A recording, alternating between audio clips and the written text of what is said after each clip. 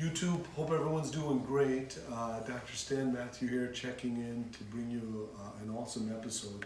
We have an awesome nurse practitioner, also our host Staci Becker here, as well as Dr. Roy Lidtke, a wonderful podiatrist in the beautiful state of Iowa. Hope everyone's keeping well and healthy. We have a lot going on in these wild times. Know that it's just the beginning of April. We're going to get through this, hoping that everyone's staying healthy, washing their hands, and most importantly, if you're not feeling well, stay home. You're about to learn a lot, so soak it all up. Grab a piece of paper, write some notes. If you have foot or ankle pain, this is the episode for you. All right, Dr. Lidtke, thank you for being here today. Tell me a little bit about yourself. Well, I was born and raised in Iowa and educated here too. I've been a professor for almost 30 years now, mostly at medical schools and lecturing pretty much all over the world on biomechanics. So that's kind of my area of expertise, is biomechanics or human motion, just to see how people are moving and see how we can help them in that way. Can you explain a little bit about what biomechanics is and what you do with Sure. that? Biomechanics really is the study of human motion, and that's pretty much my area of expertise, so that we look at the forces that are involved in the body. If you think about it, there's only two forces in the body. One is going to come from gravity and our body weight, and the other one's going to come internally from our muscles trying to counteract that. And if you extrapolate that one step further, the only interface between those two forces is the foot-ground interface. And so that if you wanted to manipulate these forces for the betterment of the patient, trying to alleviate the forces that are causing some of the patient's pain, you really need to address the foot and the shoe interface between the ground and the patient. And so that's basically what we try to do in the area of biomechanics that I work in. Dr. Lidtke, tell me a little bit about your research and the background in education. So my background in research in the past several years has been in the area of knee osteoarthritis. So I'm actually looking at shoes and modifying shoes and even fabricating new shoes that can reduce the forces and the loads on the knee and attempt to alleviate some of the discomfort and suffering these patients are feeling. All right, so we have all these shoes here. Dr. Lidtke, tell me a little bit about them and what you're doing and how Sure. it can help patients. Well, I just mentioned this is a shoe that I designed based off our research. And we actually discovered that walking barefoot decreases the loads on the knee the most.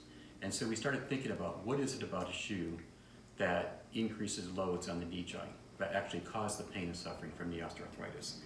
And so I actually went through and I designed the shoe to mimic the natural barefoot walking.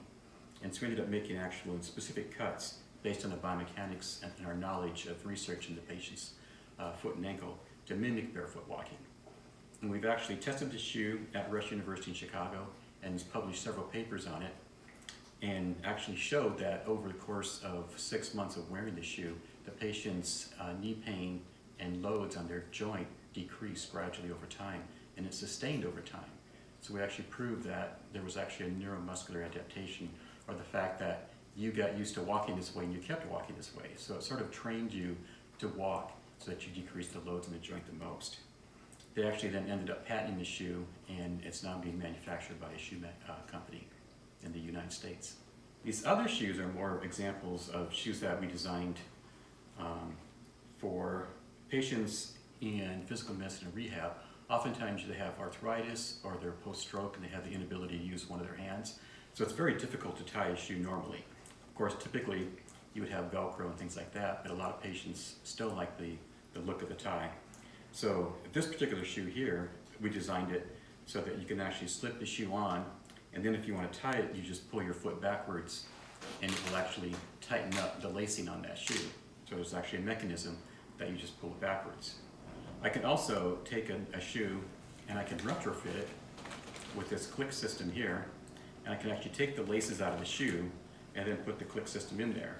And so if they only have the ability to use one hand, they can actually just tighten their shoe by turning the knob here, and it will tighten the laces down. So there's quite a bit of things that we can do for these patients in physical medicine and rehab that have, neuromuscular disorders or post-stroke, things like that. So you're saying that I don't even have to use my hands, and I can put my shoes on, lace them up, and tie them? Yep.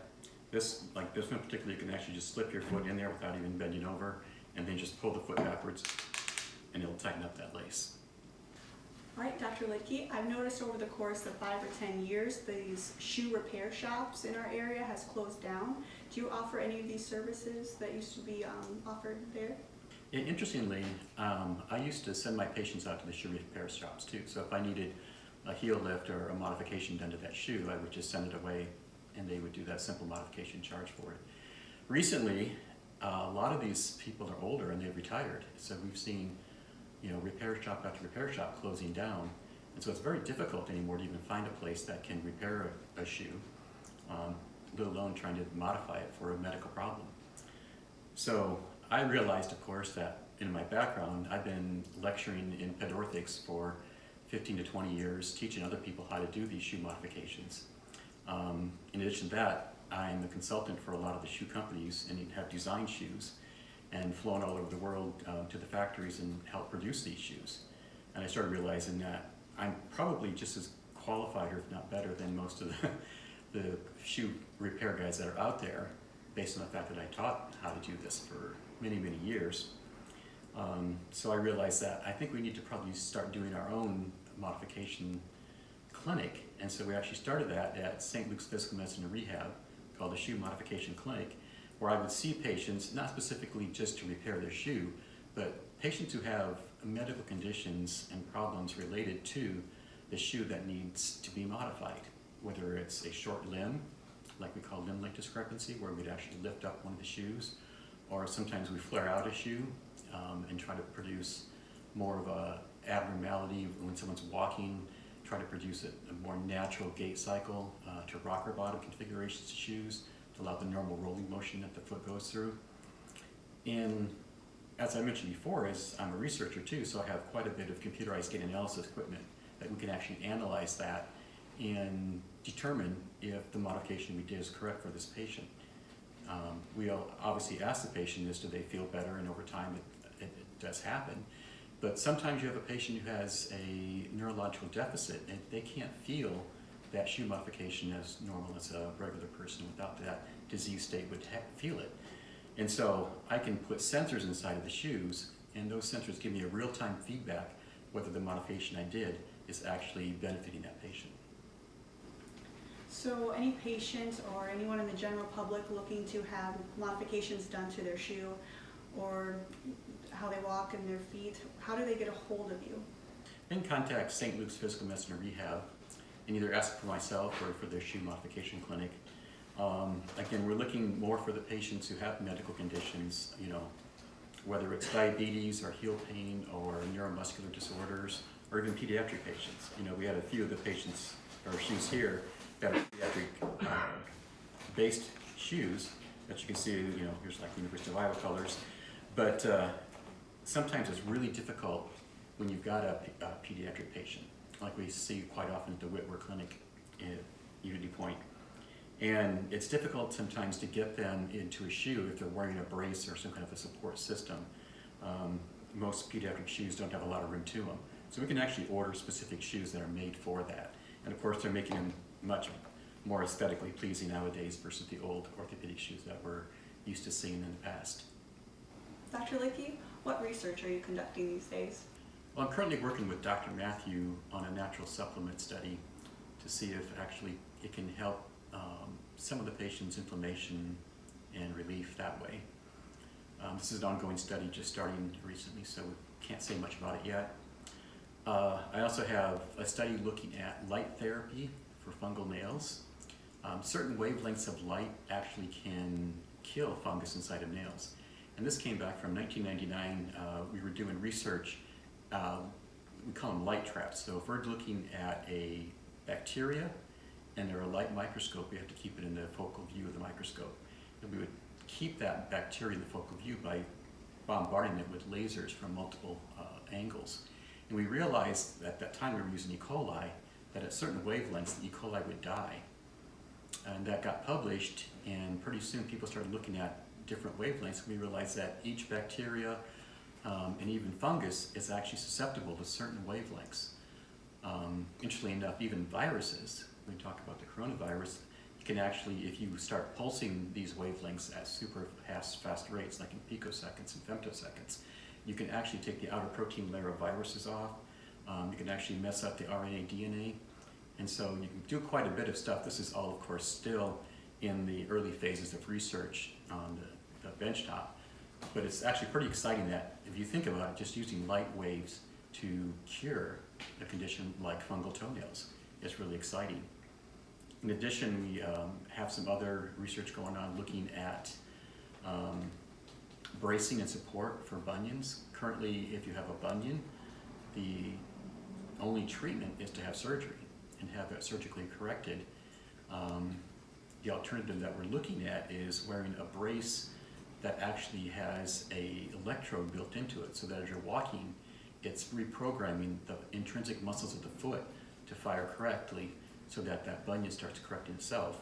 Oftentimes we say it takes 20 years for a bunion to come about, and so you could literally reverse that bunion by doing the same thing. So again, this is in the early phases of research, but this is our theory and our hypothesis that we're looking at. I also do quite a bit of consulting for outside companies. One of the companies is we're looking at carbon nanotubes put into foot orthotics as an energy return system. And so far we're showing up to 20 to 30% energy return at heel strike and even at propulsion using these orthotics. And that's pretty exciting that we can actually take what would normally be considered a static device and turn it into an energy returning device. Well, Dr. Lidtke, thank you so much for being here today. You've heard it right here. We have mad scientist, researcher, foot doctor extraordinaire. I'm so glad you were here. Thank you again. If you have any questions, you can call our office. We're still open for patients. You can follow us at stanmatthewmd.com. Dr. Lidtke, thanks for being here. YouTube family, as you can tell, this is one very, very bright physician.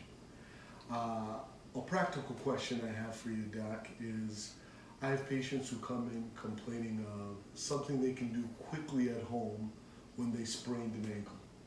They're walking up the stairs too hard, they twisted an ankle, they know they didn't break it, and they're not coming into the doctor right away.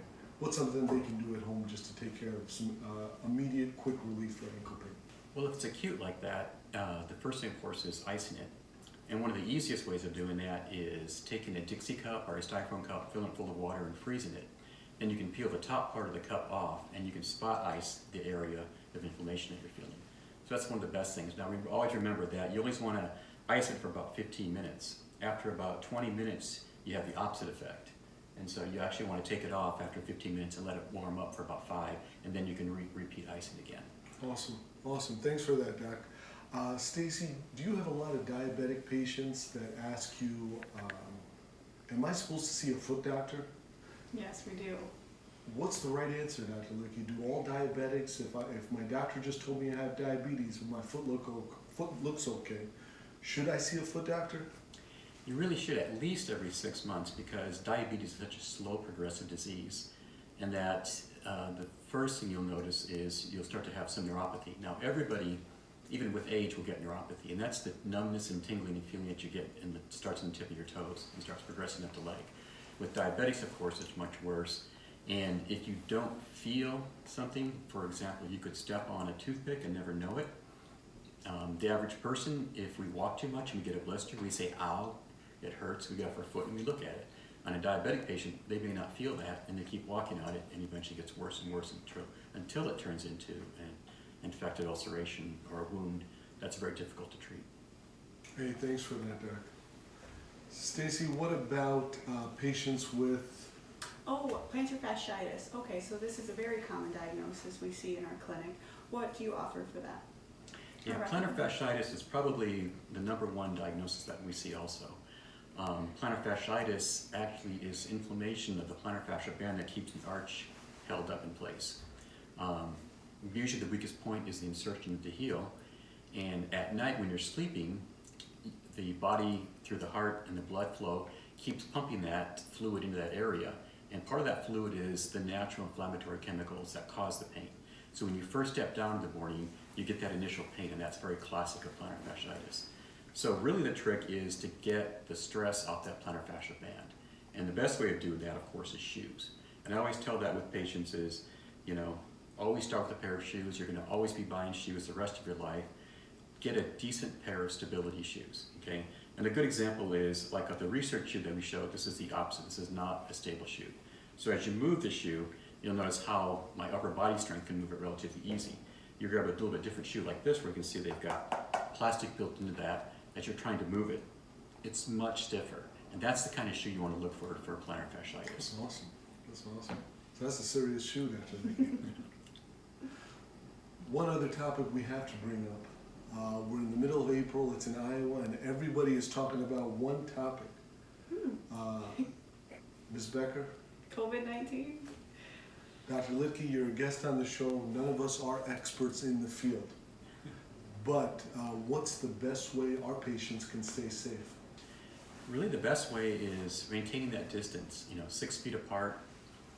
The virus is transmitted through the normal respiratory aspirations that comes out of our mouth as we're talking and sneezing and coughing. And they're fairly heavy particles, so they do fall down fairly quickly. And so if you can stay that 6 feet apart, that's going to be the best. And of course, in addition to that, if they do fall on a surface like this granite countertop and you touch it, you could easily transmit it then to your face. So washing your hands is going to be just as important. And then finally, of course, is, just time. Let's wait until we come up with a solution to this. I think we're all in agreement. Hopefully this ends a lot sooner and quicker than everyone's predicting. In the meantime, you all stay safe with your families. We're thinking about you. If you need anything, if there's anything we can do to help, please follow us at stanmatthewmd.com. The goal of the program is just to get tons of free content out there. Staci, thank you for hosting as always. It's always great to learn from special guests. We'll be having a lot of special guests. We want to try to hit a lot of different fields of interest that we think our patients and our community would love to hear about. So follow along every week. We're going to be dropping a lot of new content. Staci's the mastermind behind all this, so we appreciate all the hard work. See you next time.